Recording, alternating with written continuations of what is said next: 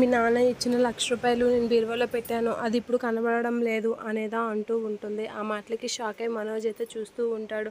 ఆ డబ్బులు మీకు ఏమైనా తెలుసా అని మనోజ్, రోహిణి వాళ్ళని అయితే అడుగుతూ ఉంటుంది. మాకు తెలియదు అత్తయ్య అని వాళ్ళు అనేసరికి, నీకు తెలుసా మీనా నా డబ్బులు కనిపించడం లేదు అని అంటే, నేను అసలు మీ రూమ్ కాసే రావడం లేదు అత్తయ్య నాకు తెలీదు అని అంటూ ఉంటుంది మీనా. ఆ మాటలకి అయితే నాకు ఎవరు తీశారో ఇప్పుడు అర్థమైంది. నిన్న మీ తమ్ముడు వచ్చాడు. వాడే ఈ డబ్బులు తీశాడు అనేత అంటూ ఉంటాడు.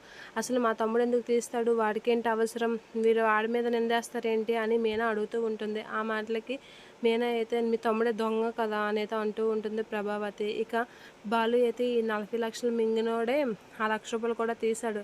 ఏంట్రా నువ్వే తీసావా చెప్పరా అనేది అడుగుతూ ఉంటాడు. ఆ మాటలకి మాకేటి అవసరం అని గట్టిగా అంటూ ఉంటుంది రోహిణి. ఆ మాటలకి ప్రభావతి అయితే నాకు తెలిసి మీనా వాళ్ళ తమ్ముడే తీసుంటాడు అని రోహిణి కూడా అంటూ ఉంటుంది. మా తమ్ముడికి ఏంటి అవసరం, చదువుకున్న వాడి మీద అలా నిందలు వేయకండి అని అంటూ ఉంటుంది మీనా. ఆ మాటలకి నాకు తెలిసి మీ తమ్ముడే తీసుంటాడు అని ప్రభావతి కూడా అంటూ ఉంటుంది. ఆ మాటలకి మీనా అయితే అలా బాధపడుతూ ఉంటుంది.